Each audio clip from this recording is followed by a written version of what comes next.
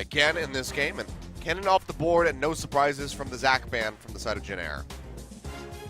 Rascal actually played first in Japan. He was on a team there aptly named Rascal Jester. Oh boy. Coming back to Korea to join Khan.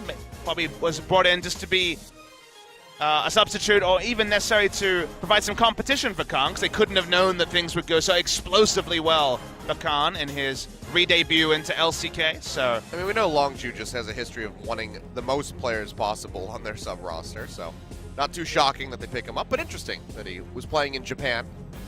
Previous game, Longzhu banned 3 junglers on red side. Jumping onto blue, there's going to be some change in the ban priority. For now, Elise and Lee Sin are both left available. Would love there to be Elise on his side, so to Jin Air give over Elise and actually get to pick up Lee Sin. That is an option available to Jin Air if they don't ban a jungler in this spot. I think it might be smart. I think getting onto one of the two is good. I really do like it. It's a good decision from Jin Air in that they guarantee themselves a jungler to allow to make some plays in the early game. Yeah, well, Jace off the board this time around, and like you said, Elise going to go ahead and get picked up first and foremost here for Longzhu. So Cuz piloting that one out of the jungle. Will get to play Lee Sin, which seems almost 100% it's going to be the pick on the side of Jin Air, and they're also going to pick away the Ashe from Prey. So in his 300th LCK game, Prey is denied playing one of his signatures. Will he jump onto the Twitch, which he's played once this season, to give us another pick to remember? Yeah, it was against BBQ that we saw that one come out. But thinking of Prey champions is always an interesting thing to think. Ezreal is perhaps one of his most famous. It was like Ezreal, Ashe, and Twitch are perhaps the big 3, although Juggernaut was a comp invented by the Coup Tigers. So will it be something from the past, or will it just be a strong meta pick? Because Varus would definitely just be something that is powerful right here and now. Maybe no sentimentality coming out from Prey. On his 300th game as well, so feels a little bit bad if they lock in the Varus, but seems like they won't be going for anything too flashy, so Varus will just be the pickup. You know he'll go for some ult flashes and do some cool stuff anyway. He'll make it as flashy as humanly possible, but the kit itself, not going to be. But, I mean, already the makings of a powerful pick comp coming through here for Longzhu. Have the Cocoon, have those Chains of Corruption coming down, and like you mentioned, the Kled, big pickup for Rascal. Might just see that locked in here in the first round. Maybe a cool champion to definitely lead with and to potentially mind game future opponents that you have someone that can play Kled, and they still may select it, but it's also a bit of a mind game towards the side of Ixu, given that Kled got very little work done in game 1. I mentioned that's not a true flex pick, but it is a possibility. BDD actually on CJ Entus played mid lane Karma when they took down the only time in his career they've beaten SKT in one game. It was with BDD on the Karma, but still not going to be heavily expected. And in this spot, we'll see Kuzan actually go for the Orianna to start banning mid laners. So far of the mid lane champion pool, Galio and Syndra are the 2 big mid laners there, and potentially the Jace as well. Talia going to get banned away. Maybe we'll see the Zed for the final from the side of Jin Air. Zed does really well in side lanes against Ashe as well, so get double value out of it. Orianna can do decently in lane against Zed. It's always been one of those skill matchups that working out exactly who it favored kind of changed as itemization power went up and down, lethality and other AP core items being tuned so many times over the years. Zyra banned away, so Longzhu going to be focusing on the support pool a little bit from Snowflower. Try to limit him as best as possible.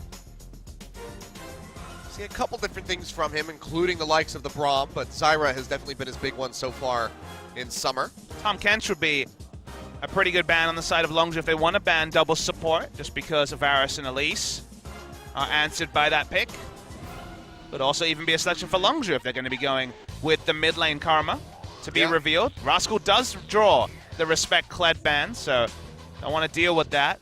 Just going to focus on laning power. So Longzhu say, okay, if you want to go for Tahm Kench, at least we will have the 2v2 pressure advantage and allow Cuz to play more aggressively. Cuz's best performing jungler for sure has been the Elise, so it was a big claim for them, even if Umti's on his best champion himself. Flipping through a couple different options here. The Braum makes sense. Ability to block out those piercing arrows, deny wave clear, so they will go ahead and pick that one up. So bringing it back out of Snowflower. Well, that was quick. And yep, I mentioned it. Wasn't banned away. They went for the Kled instead, and it's going to be Zed in the mid lane, and all of that rhymed. Didn't mean for that to happen, but Rumble in the top lane as well for Rascal. Doing your best, Dr. Seuss there. Rascal has played 61 games in solo queue, 49% win rate, so not expecting him to be Huni or Marin or Smeb on his first time out on Rumble, but does mean they have double magic damage to facilitate Zed with the Elise jungle. So it could be, once again, the Sejuani coming out from Ixu, and it will be. Dealt with ADD playing this 3 times in a row in the first series of summer season, and has played it himself, so a pick initiator coming in from the top lane. The Karma was also kind of forced into the support role by the Braum pick, because if you go mid lane Karma and Braum puts up his shield, Karma doesn't really have any more damage threat, so it actually does kind of single-handedly trivialize a mid lane Karma, and that's a happy news for us, Achilleos, because it means that we get to see BDD back on Zed. Always a treat when he picks up an assassin. Doesn't matter if it's Zed, the Fizz, the Talon, just BDD on an assassin is always a good time. You speak for yourself. I want to see him on Zed. Zed was the champion that gave rise to all those highlight videos that got us hyped for Zed and hyped for BDD coming into his career. The CJ side didn't go so well. The Longzhu side is looking a lot better here in summer as Rascal does replace Khan due to Khan's health concerns today. Yeah, we'll see how that matchup's going to go. Picking up the Rumble on your debut. A bold move in a league, you know, with so many good Rumbles. We'll see how Rascal holds up. How he goes against Ixu, who has been struggling. Kled this time not in his hands, keeps trying to make that one work, but instead will be that Sejuani again. But the big historical highlight is the 300th regular game of his LCK career for Prey. 3rd player ever to reach that milestone. One of the superstars of this league. Should be a fun one. The Sejuani top also going to be one to track. All right, well, 300. Let's see if they can go ahead and finish it out with a win as we load up for game number 2.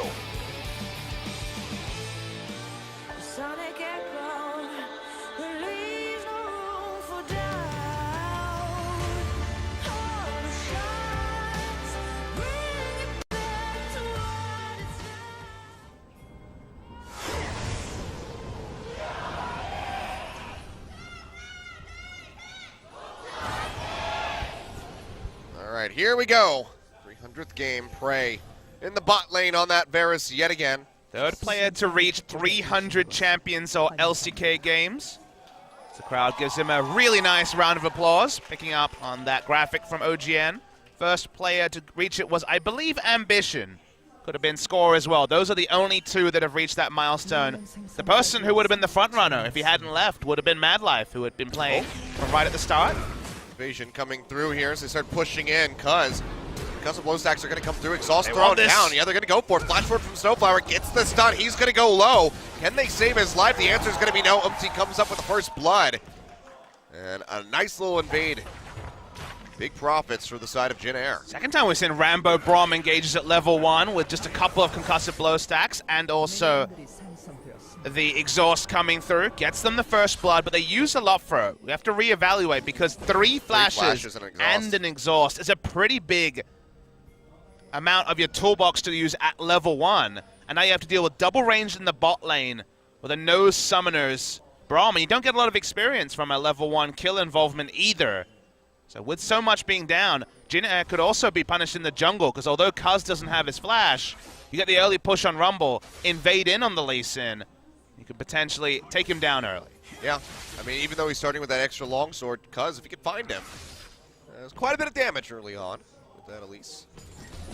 See how cheeky he wants to play this time around. Got pushed around early on in the first game by MT, and already gives up that first blood here in game number 2, so might be out for revenge. Has picked up a pair of MVPs on Elise already, so we'll see if it can be a good matchup here for Kuz. It was opted into for Jin Air. They understood that Kuz would take Elise, but it did guarantee the Lee Sin over to Umti, so was a fan of them not opting into banning any junglers after Zac was banned earlier. And Umti has been that big, important member for the side of Jin Air Greenwings. So we'll see if he can once again deliver on this Lee Sin. Yep. 3-2 so far during the summer split. Lost 2 games against MVP with it, otherwise has victories throughout. Doesn't necessarily represent a 5-0 like for the reputation I'm giving for him, but his performances, the cleanness of his Lee Sin has been impressive. So it is still something to continue to track during the course of this game. Yep. Oh, and already paying a visit down to the bottom lane. This looks a bit like game 1. So not the J4. Sonic Wave comes through, resonating, striking in onto Gorilla. That Thunderlord's proc works him down pretty low, but they can't quite get the stun, and takes a lot of damage in the exchange. Well, that summoner advantage is gone. 3 summoners instantly have to be used by the side of Longzhu, so crazily, Jinna now have a advantage in the summoner department in bot lane. Does mean that he might give up his Raptor camp for it, but definitely worth from the side of UMT as he... Well, it's warded out, actually, so the wraparound could come through if they really want to fight this out, but actually UMT just goes ahead and starts pushing into the enemy bottom half of the jungle. But not going to find anything Raptor's already taken. He's just going to go ahead and get a recall in. Start those items coming through. Because BDD has that jungler on the top side, happy to walk in, just E down the minion wave and fully push it in. Not going to allow any freezes to come up for Kuzan in the mid lane. Kuzan's gone cleanse, respecting the Varus and Elise, but it's only going to work on the Ignite from BDD, so doesn't necessarily help him too much in the dueling. A lot of players would go barrier in this spot, but Kuzan is thinking more about the team fight phase in the lane. What that means, you can kind of follow the logic and you say, okay, if he's going to take cleanse here, probably means he's going to give up more CS than some mid laners. Someone like Faker would fight the Zed for every CS as a range versus melee matchup. But if you're taking the cleanse, you're clearly already thinking about team fights, so probably going to see a healthier CS total for the Zed than you might against a different Orianna player. Yeah, just concede some of that over and focus on scaling up. Get ready for that late game, which you know that Jinair is very well versed in. So no real surprises coming out of that. Now visitation over to the mid lane. BDD throwing out that shadow. If he had jumped forward, almost certainly would have been latched on by MT. And now popping his first potion, so in a terrible spot. MT had given up on potentially finding a gank there, so he walked up early. I mean, Snowflower is there to back him up as well. The recall came through from Teddy in the bottom lane, so just rotating up in case he was needed. But for now, Jinair just going to maintain a gold lead that's about as big as that first blood bonus.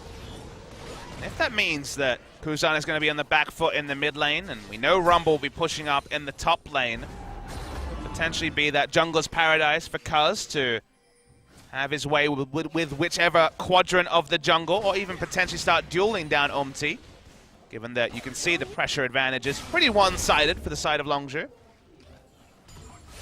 Usually you're not afforded the ability to just drop pressure in 3 lanes without losing the game around you as a jungler. And Longzhu have already been very good at capitalizing on pressure in their now 4 matches during the course of LCK Summer. Weather in the Storm is just too hard in this day and age. There's gone is the Flame Horizon in the laning phase, freeze the minion wave.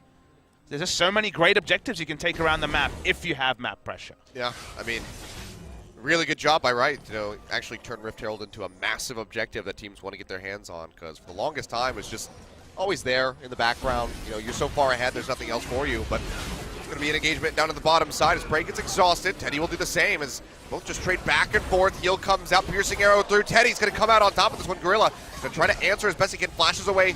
He does not get locked up, and Rascal joins in the fight, throws down that equalizer. It's his debut game, we'll give it to him, but Teddy's just going to run into the turret, and I think that's just going to be the kill coming through for Gorilla. Yeah, with a slight little attack on there from Prey. Does get the assist, but not the best first TP for Rascal. That was a terrible equalizer, just terrible. It didn't do anything at all. It was a zoning equalizer against 2 people. It got some minions. Don't even. It killed No some glass minions. half full. You're not Atlas. You don't get away. It's just an awful ultimate. The teleport was great. He should have got a double kill. I do agree with you. He's 0-0-0 after that teleport. I don't know how Snowflower got out alive in this situation. Oh. They even got to give the kill over to Gorilla. He got no kill involvement, Achilleos. Oh, no. How bad is Config? Can someone get a doctor out here to investigate his symptoms? Yeah. Well, you get another equalizer, so maybe the next one will be better. Yeah, he gets another TP, but out Prey. Bad spot. Oh, wow. Actually, just goes to the other side of him. They should still have this kill, you'd think. Given the HP bar coming through. More hits. There we go. Finishes them off, but that was almost a massive botch by Snowflower. If Gorilla was just a little bit closer and had a shield for him, would have been Prey walking away. Could actually just track back and say why was Prey so far up the lane with Gorilla in base. Oh, for sure. Khan leaves and Longzhu suddenly turned into a pumpkin. But still, the more questionable thing was that flash by Snowflower. That would have been one of those really just feel bad moments if he had gotten out alive. We've had a couple of those this game. Yeah. Definitely not as bad as the TP. I don't know if the TP was the problem. It was the equalizer. Okay. Definitely not as bad. Well, everything that he did was just bad. So the TP play was left us wanting. Everything that followed hitting the channel, hitting F. You can consider hitting Alt F4. But that would be too mean-spirited. Yeah. And Look, also probably would punish the entire team with a penalty. That's true. No more penalties for Longzhu. They dropped points last season, you remember? Yeah. A couple of teams did that. So did Samsung. Need to avoid that. As well as being late to the studio. Yeah, that was the... To be fair, we remember the day in question. That was torrential, like monsoon weather. Yeah, so. there kind of should have been some leniency on that. Took us 3 hours to find a taxi home. That was not a good day. LCK broadcasts along. Wait, no, that was a... No, that was that day. Well, that was a blizzard. Sure. Torrential Blizzard. makes me think of rain. We don't talk about Blizzard on this stream. Yeah. We talk about Riot Games. Yeah. Riot Games just raining from just pouring down from the heavens. Giving SKT skins to all. For $9.99. We don't know the price. We don't get told anything. Yeah. We find out when the fans do. That Coma Award skin's so great, though. It is actually really That's actually the best part of of all of the skins, in my opinion. Well, Umti's been here a while. Oh, Ashar comes out. Hitbox still is going to clip in onto Prey, and he's going to go down. Umti patiently waiting in the wings does pay off for him. Scoop that one up, hand it over to Teddy. Now they're looking for first brick as well, and Umti, he's going to go deep. Jumps in onto Gorilla. Can't quite get the kill, but is just pushing him back, stopping him from offering up any wave clear. Q comes down, not going to hit the minions, so turret still will fall. Jin Air to a very nice lead. Yeah, everything just really come together for Jin Air, fallen apart for Longzhu. The first death understandable for Prey. The second one just walking to lane too recklessly. And the third one waited for a long time from Jin Air, but they pull it off. And Infernal Drake is a pretty big reward on the backside to add into the first brick they already took down. Can't quite go for it, though. Gorilla will delay this recall from Snowflower and knows that there's somebody in the brush. Process of elimination, I think you could guess. Teleport advantage does Rascal. I believe it's up in a half second. Is it an advantage? I mean, it means he's going to be there. That's at least scary-ish. All right, well, we'll see how it goes this time around. If he pops it out, Ixu's going to have his in about 15, 20 seconds. Word's coming down, and the Dragon's still leashing through, just chipping away at Gorilla where it can. Jin Air just playing the leash game is a win for them because it allows Ixu time to get his teleport back up, and then the ability to react first starts to go away. See the swap coming into the mid lane as Teddy starts roaming over. Trying to lock down BDD as best as possible, make sure that he really can't go for any CS. So far, he's been having a pretty easy go of it. Just 6 behind at the moment as he finishes those off under the turret. The bigger problem for Longzhu is that they had this pressure drive. We talked about how they had, at one point, pressure in 3 different lanes.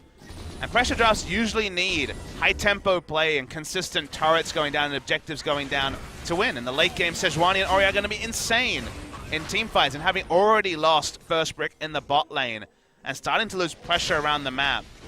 A flow-on effect here for Longzhu is they have actually a surprisingly large deficit to come back from. And it's not the 2,600 gold, it's just they're not playing towards their comp so far, and they're behind in gold, and that's a pretty big double whammy. Yeah, just sloppiness as well from a lot of the players here. Rascal, of course, with that equalizer is very questionable, but even Prey pushing so far up the lane and just getting killed, resulting in that first brick coming through. Umti will be able to go ahead and finish off this Infernal Drake, so just adding more of a lead on for Jin Air. No point for Rascal to try teleporting down. Would have been matched by Ixu, who's just about as strong at this point, and the side of Longzhu is very, very weak. Already Blade the Ruin King completed for Teddy, so couldn't opt into those fights, and they would have felt lucky when they saw the Infernal Drake spawn, given the comp they had, but that luck has already run out for Longzhu in the early game. Who not going to connect there, so can't even try to chunk down the Lee's sit. Safely walks back into his own jungle. And you can see Longzhu just kind of scrambling around the map, not really sure where to respond.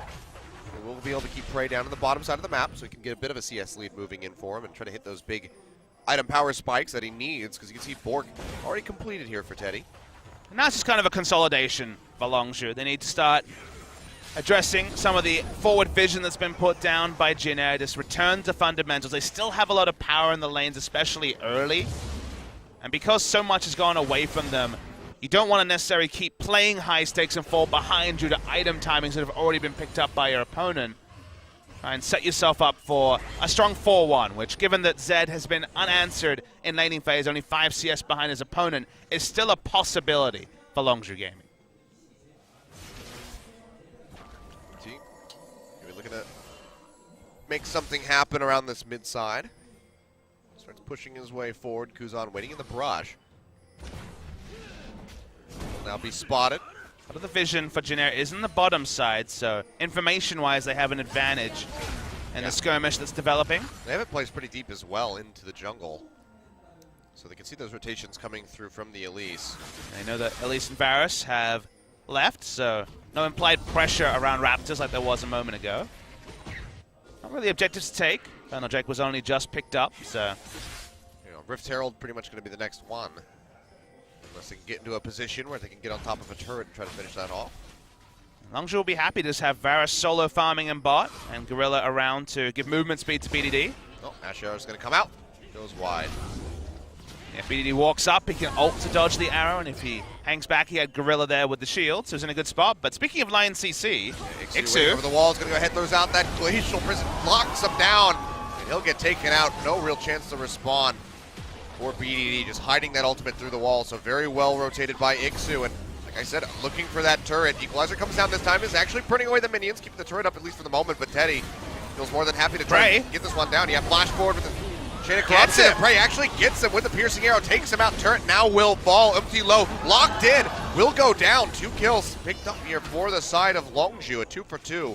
As Gorilla did fall, but the turret still goes to Jin Air. Really nice snap. He flashed and ulted, managed to catch Teddy, and then killed him because he was tanking turret and the final Q as a fadeaway. Much better from Rascal there, rotating down. He was second to rotate, but just ulted the minions, and the tanking of the turret by the Ashe for 2 shots is what won them this little engage. So Ixu just throws the ult, and they instantly pop Zed. Nothing he could do there for BDD. Rumble is roaming down, ults the wave, but watch how Prey enters his fight. Sees Teddy tanking up, instant flash flick into the chains of corruption. 2 turret shots and a Q takes him down. They pick up another kill on the back end. So to go 2 for 2 with where it was at and not just give up a free objective is pretty decent from the side of Longzhu. It also looks like he bent that piercing arrow right around the unbreakable shield from Snowflower to clip Teddy in the backside. So good stuff by Longzhu, but still losing out in the objective game. Haven't been able to take a turret for themselves. And now the ward control starting to come through from the side of Jin Air up this top side of the river. So maybe Rift Herald on the horizon for these guys as Teddy gets that top wave moving. Certainly it does feel like they're going to go academic here by trying to take down a 3rd outer turret and then pick up the Rift Herald to break bases further. Sejuani is on the bot side but has teleport, so for now they can definitely look to make a play around the Rift Herald. 2 more control wards in the inventory, 3 if you include the double stack from Snowflower. BDD's been very well contained so far. Kind of had to watch other lanes making mistakes around him, and now the map is kind of narrowing from the side of Longzhu in terms of places they can actually enter. Yeah, I mean, it was a great catch to be able to take him down for that 1 death. And otherwise, I mean, he's been CSing well, but there's a Zonia's already completed for Kuzan, so the kill pressure just goes right out the window for the Orianna. Does mean the Orianna's on a lower damage build herself, so that's a small silver lining there, but only pretty remote one. Ixu's been able to build purely lane-focused himself by going for the Adaptive Helm, which does reduce the damage from every tick of the Flame Spitter. Very good in the 1v1 against the Rumble. Means they can play around the Sejuani lane and dive Rumble if they ever see him under turret. More objectives coming through here as Empty goes ahead, picks up that Rift Herald. But this is the new Jin Air. The Jin Air that knows how to win when they have a good start. That's the difference in Jin Air between this season and honestly, what, the last 4, the last 5 since I got to Korea. I mean, I'm already in my 5th season now. Jin Air have had the same problem of meandering in the mid-game, regardless of if they had a good start or a bad start, and then it going to 50 minutes, you may win a fight, you may lose a fight, the game ends. This Jin Air seems a lot smarter about how to end the game, about how to move themselves forward when they have a good lead, and that's why, again, it's pretty genius that they avoided banning junglers, got Umti onto Comfort, started off with a level 1 kill, and from there, they've parlayed it very well, have Jin Air. Yeah. You have to wonder about, maybe banning away that Syndra instead. Longzhu could have just banned away the Lee Sin. The Syndra was very well contained by BDD in game 1. Kind of led to a lot of adjustments in the ban phase, though. Zed would have been banned in the second round, so wouldn't have been available to BDD, but I follow your logic. Did feel like identifying junglers for Umti, which is what they did in the first game. 3 jungle bans. All 3 of the identified top-tier junglers, Zac, Elise, and Lee Sin, were banned on red side by Longzhu. They tried to fish for what they wanted on the blue side by avoiding those jungle bans, but has come back to haunt them in a couple of different ways here. Yeah. Like, when it comes down to focus, Teddy, Umti, obviously the 2 on the side of Jin Air that you would want to try to ban away. ADC pulls in a pretty decent spot, but Umti's been showing up on that Lee Sin, so leaving it available is just asking for trouble. And Umti's the only player that's really been polarizing the 2. Teddy has been Teddy all the way through his career so far. He's very consistent, even if his team's fortunes were not. Umti had a very, very pronounced downturn in spring season, so it's understandable that he is the one you want to target. Well, another dragon coming through. Cloud gets picked up for Jin Air, so just another stack with that inevitable Elder Dragon. We'll be seeing in maybe around 15 minutes time. Now the gold lead really does represent the power that is Jin Air's position in this game. 4K up. Iceborne Gauntlet Adaptive Helm is a lot of power for the Sejuani. 2 items now for Kuzan, so he'll start to be doing relevant damage. They're going to put down the Rift Herald in mid lane. They look for an inner turret. Varus very out of position here. Yeah, Prey now going to be wrapping around, trying to join in with the squad. Charge comes through. And Dirty. Goodbye HP. The smite comes down, so they do weaken it considerably, but you can see that ball right there from the Orianna, just zoning them back, threatening that shockwave coming through, because there's plenty of pile-on from Jin Air. Jump goes down, Glacial Prison comes through as Rascal gets locked up, and yeah, that's going to be the shockwave not connecting in. BDD going in, straight in on top of Ixu with the death mark, but he gets taken down as if he finds the kill. He'll go low, shield comes out, keeping him alive at the last moment. A double kill now for the Lee Sin, looking for more as Prey goes low. Petty able to scoop that one up, flash away from Gorilla, takes him out of range of the Sonic Wave, but 20 minutes on the clock. Jin Air, the pings are coming through. They're looking for Baron. TP out for Mixu as he rejoins the fight. There's no backline threat for Longzhu after BDD was not able to pick up the pop on his first kill. 5 members, they turn onto the Baron, like you say, super early, but reminiscent of the fight that Longzhu won in game 1. Oh dear. Quick turnaround. Gorilla's on a 1-man mission for information. He's going to get the bad news soon. No Mountain Drake, but they do have the Infernal to help them out. Baron going over to Jin Air very early on in the game. I mean, basically back-to-back, get the Rift Herald, pop it, go for the Baron. And just really well played, even with the Shockwave missing. Rumble stunned up, Shockwave misses. I think the equalizer here is fine. He's trying to stop any sort of retreat path, but it does mean that they have to fully initiate in on the fight. They don't have any damage. Snowflower's blocking so much damage with the Unbreakable, and then gold leads and item break even start to become into a factor. Kuzan is able to stay alive, put down the shield, really haste the rest of his team. It's pretty straightforward from there, and Umti's feeling pretty pumped about the situation. Yeah. And Longzhu overall, not looking great at the moment. And I mean, again, it's not even just the top lane. It's kind of everybody being a bit sloppy. Prey giving up multiple kills at the start of the series, not helping them out. They're going to be pushing in for some vision. They know that Umti's nearby, but he's retreating the opposite way, so won't be able to get into a position to try to get a pick onto the Lee Sin. Instead, have to rotate down and defend this turret. Shockwave comes through. Kuzan yet again going to miss that one. Tries to get the clip in onto Gorilla. Well, certainly would have had the follow-up to finish him off. It wasn't as a minion wave was coming in, so there wasn't actually the impetus for Longzhu to keep walking forward. They could back away. And that's why there was no pressure. The Shockwave was very likely to miss. They're still going to keep up the pressure, though, very early. So Baron buff minions are very formidable at 22 minutes. Yeah, and Snowflower just shoving forward, making sure that he can block out. There's going to be the equalizer thrown down to the back line. There's a couple players here on the side of Jin Air and a bit of the minions. Maybe they buys just tried them. to delay some. Just a delay move, like you say. Just buys them a bit more time. They have to go respond to this top lane wave. Crashing into that tier 2 as well, so it seems like Longzhu just losing out on all fronts. They have to back away from this turret. No way to get back in, so we'll just be going down. So almost all of the turrets outside of the base scooped up by Jin Air, just 23 minutes in. Insanely concise play from these guys. And a crazy Baron buff power play if they can break the base. Looks like that Longzhu aren't going to put in a serious contest, and the base is broken at 23 minutes. I mean, this is looking like maybe a sub 30-minute game from Jin Air of all teams. It's only happened a handful of times.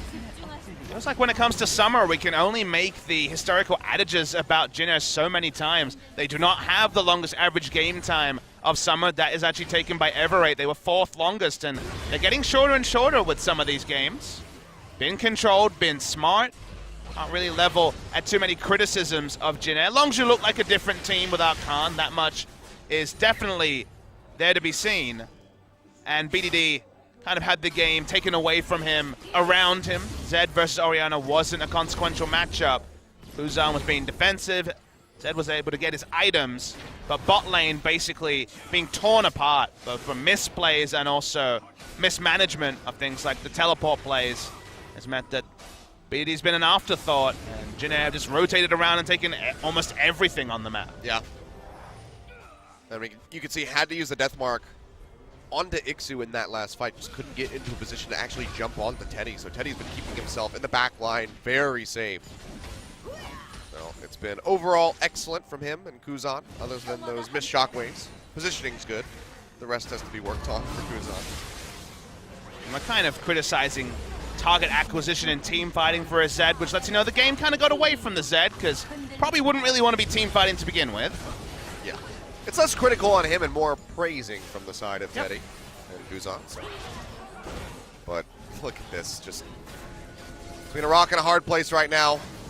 See the communication falling apart as they double control ward. A lot of things are falling apart this game. Baron buff starting to wear off, but they want to break the base in the second spot. I was going to say the base is about to be one of those things falling apart. Comes through, they do lock and Snowflower. Good There's a pretty equalizer. good equalizer thrown down. Yet Teddy going to burn down to about half HP. Buys them some time, but double super creeps in that bottom side means that Rascal has to rotate over. Just throwing out the ultimate is about all he can offer up at the moment, as he desperately tries to kill those before they get in onto the Nexus turrets. Rest of Longzhu trying to hold on to these remaining turrets. See, now another minion wave. Rum was able to clear bottom and come back. Equalizer missed for a 3rd time in a row. Yeah, no more shockwave there for Fuzan. Shockwave, my apologies. He loses the right to use those. I don't think he's has he hit one yet? He killed Zed. That's okay. Was a lot of setup CC to make that one unmissable, but every time he's gone for attack move into Shockwave, they have missed. It's been a strange game, this one. Yeah. This is like when I try to play Orianna in solo queue and get carried to a victory. I'm just like, I didn't do much, but we still got the win. Hey, you just put the shield on the AD carry that was 10-0, and you're like, wow, I did my job, I guess. And somehow you get an S+, and you're just like, oh, neat. I guess the right API doesn't track shockwave connections. Little victories for the Silver Orianna players. Omti's going to take an Ocean Drake because he didn't have anything else to do. Yeah, why not? Just an extra stack if you hit that point where the Ultra Dragon will spawn. They can squeeze in one more dragon before that happens, so it could be a 4-stack here for Jin Air. Front line of Jin Air is hilariously tanky with where the game is at. Oh, Ash Arrow comes through Prey, still able to get his way out, even with that Q from the Braum slowing him up. And I mean, what does a victory for Longzhu even look like at this point? Prey just popping off? BDD assassinating Teddy off the bat? They don't really have the damage to kill people, so it's more of a Jin Air can't break the base again and they farm up for a long time. With where the game is at, I think if you're just free hitting as Longzhu, you're still going to lose team fights. So that's kind of the awkward spot there. They don't really have a good answer to your question, Achilles. It looks like game 3, probably. Certainly is. Looking that way for a while now. Jin Air starts opening up onto this turret. Super Creeps yet again going to be drawing the attention of Rascal down to that bottom lane. In him, will be respawning shortly. Ixu is shepherding this super minion wave down bot. He just doesn't care about anything. He is the tankiest. Maybe a ball carrier and stop the hula hoops from coming through from Kuzan. Open here onto the turret. They try to clear out the wave. We'll be able to get rid of those minions, but turret knocked down to about half HP. And the top lane wave is going to be crashing very soon as well. So Longzhu have their hands full, but you can see Jin Air. They say, you know what? We're not going to try to siege this up. Let's just go get the Baron, and then we'll break the base. And Longzhu has to respond to this. Killer Instinct has kind of abandoned Jin Air with their last couple of forces. Now they can try and force Longzhu to come to them, which is a different proposition.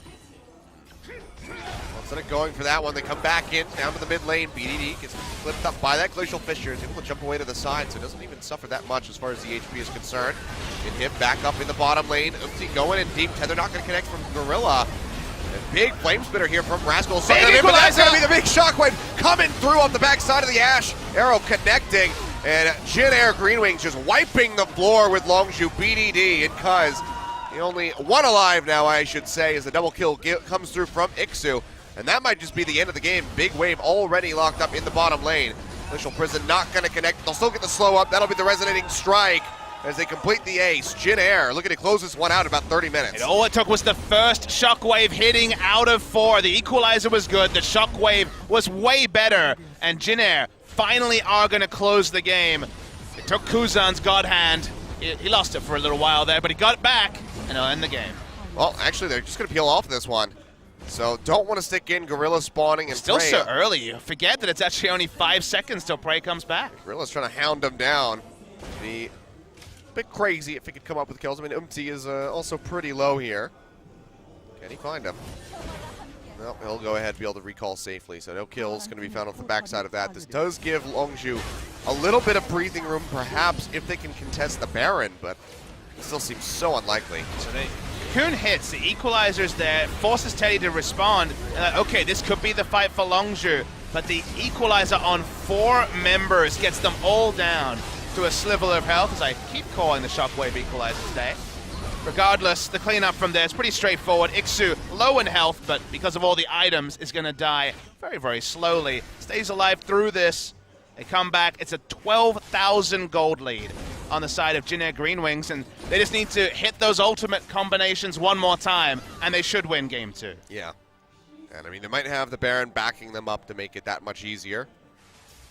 As they start posturing forward around this objective, trying to bait in the members of Longzhu, who have very limited vision control, now going to be cleared out, actually, with that control ward thrown down. And with this many initiation CCs, 2 of them thrown out. That'll be the Glacial Prison missing from the side of Ixu, but still plenty more to be offered up from Jin Air. Still have more if the contest comes in. BD around the backside of the pit. And if he could get a steal on the Zed, that'd be absolutely insane for his team, keeping their hopes alive. But basically, need to have a steal and need to have multiple people survive. Jin Air can keep peeling off of the Baron. They have super tanks, so Ixu doesn't care about Baron damage. Waiting for cooldowns here. Ash Arrow available. Clearing out these wards where they can. Cuz gonna go around the backside of the pit. We'll find that ward in a second. There we go. We'll be able to clear it out. Tosses the Cocoon already. FMT doesn't want to go over the wall. Sonic Wave comes down. Ixu's going to do just that as they start playing forward. TP coming through from Rascal, who is still sitting in the base. BDD gets locked up first and foremost and will go down. Equalizer thrown in. Teddy has to pinch up against the wall. Goes low, but it's still just kiting his little heart out. Keeps himself alive. The shields come through. He's not going to go down. And everybody but Gorilla is dead. TP into the base. This will finally be the finish just a couple minutes later as Ixu finishes off that turret. Jin Air Greenwings, 32 minutes about to be on the clock, will be taking us to game 3. Not by Ixu's hand. That's going to actually take a really long time for the Sejuani. No damage. There we go, Teddy's. Teddy will get there. Lived on a sliver of health. 13,000 damage, 13,000 gold down. It was actually a pretty good attempt at a team fight by Longzhu. Didn't have the beef behind them. Too squishy. Not enough damage items. And Jin Air, after a insanely one-sided early game, carry it over the line. Doesn't take 45 minutes anymore for Jin Air Greenwings, and we're actually going to get a game 3. Yes, we are. Question's going to be, how is Khan feeling? Does he want to come back in for this game 3 and try to close it out with a victory, or do they just put their faith back into Rascal? Well, we knew he was feeling bad, so we'd imagine that it was, an enforced substitution. Rascal, for his part, got better as the game went on. It was hard to get worse, but got significantly better. He mediosed it. It wasn't 60 minutes either, Yeah, so it didn't he's take doing nearly- better. Didn't take nearly